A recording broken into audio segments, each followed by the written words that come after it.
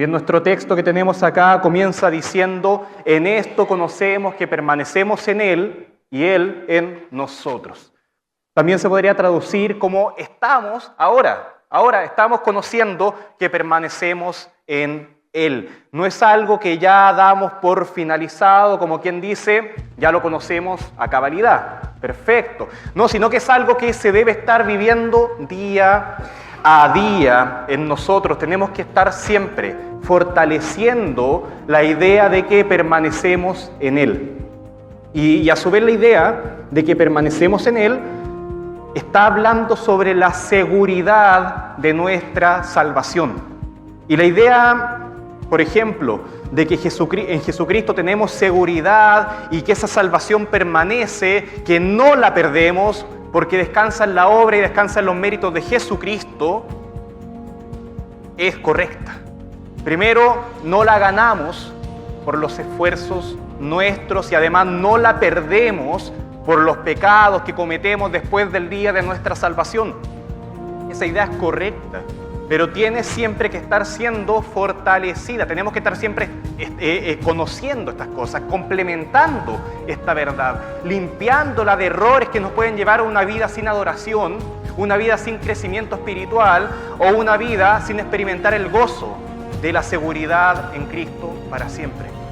Siempre, hermanos, amigos, tenemos que estar conociendo sobre el hecho de que permanecemos en la salvación de Dios. ¿Qué es esta salvación? El perdón de los pecados. ¿Para qué debemos ser perdonados? Para que ahora seamos llamados hijos de Dios y tengamos vida eterna junto a nuestro Salvador. ¿De qué hemos sido salvados? De nuestro propio pecado, de nuestra propia maldad y del juicio que caería sobre nosotros por eso. ¿Qué cambia? ¿Qué cambia ahora con todo esto? Ya no vivimos para nuestros pecados, ahora vivimos para Dios y queremos conocerlo más. Estamos conociendo que permanecemos en Él. Y nada nos separará del hecho de que ahora nuestro corazón ha cambiado. Ya no somos los mismos. Una persona que cree en estas cosas ya no quiere vivir en su pecado como un cerdo que se revuelca en el barro, sino que encuentra a ese barro algo sucio y no quiere ensuciarse, por más que alguna vez se resbale y caiga y se ensucie, quiere limpiarse, no se quiere quedar ahí. De inmediato quiere sacarse esa suciedad. Y nosotros no podemos vivir deseando el pecado. Eso no tiene sentido. Pecamos, pero lo confesamos en oración ante Dios y entonces seguimos caminando. Y el Nuevo Testamento, la palabra de Dios, relaciona siempre la idea de ser salvo con la idea de andar en el Espíritu, con la idea de vivir para Cristo, con la idea de permanecer en Él. Pero evidentemente hay cristianos que caminan mejor que otros, como quienes más maduros en las cosas de Dios y además de cómo las conoce, de cómo las lleva a la práctica.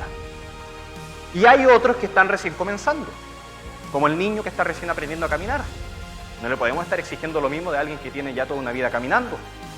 Pero toda persona que ha sido salvada para vida eterna permanece.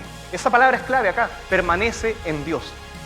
Aclarando acá que la salvación es por medio de la fe. No somos salvos por permanecer en Dios, no somos salvos por perseverancia, somos salvos por medio de la fe y es un regalo de Dios. Y esa fe produce una vida que permanece en Dios. Y por eso a la salvación también se le llama vida eterna, porque permanece. No somos salvos porque permanecimos. El que permanece en la fe es salvo porque está demostrando a sí mismo que es salvo. Es una evidencia de que es salvo. Y sería extraño que un cristiano pasara por un periodo de alejamiento en la fe, un periodo frío en lo espiritual, sin constante y sin sentir todos los días ese llamado del Espíritu para hacer evidente que efectivamente permanece en los caminos del Señor y se arrepiente entonces profundamente por haber cambiado lo hermoso, la gloria de Dios por lo vacío que ofrece el mundo. si eres hijo de Dios, no tiene sentido alejarse de estos caminos. Primero, porque Dios es mejor. Y segundo, porque el Espíritu Santo siempre va a estar diciéndote, vuelve a casa. Vuelve a casa. ¿Y cómo funciona esto de permanecer en Dios? ¿Cómo funciona? Es mucho más que permanecer yendo a la iglesia o permanecer cumpliendo ciertas actividades. Eso, si no tiene un fundamento, porque es bueno, pero si no tiene un fundamento firme, tarde o temprano termina desapareciendo. Miren, permanecer en Dios es una obra que de partida se atribuye al Espíritu Santo, a Dios en nosotros. No manipulando nuestros pensamientos, sino que cambiando un corazón que se deleita en el pecado, que se deleita en el rechazo a Cristo, cambiando ese corazón a uno que busca a Cristo. Y de muchas maneras, pero que busca al Señor. Ese cambio en nuestras inclinaciones, a dónde vamos, es la obra de Dios que permanece en nosotros.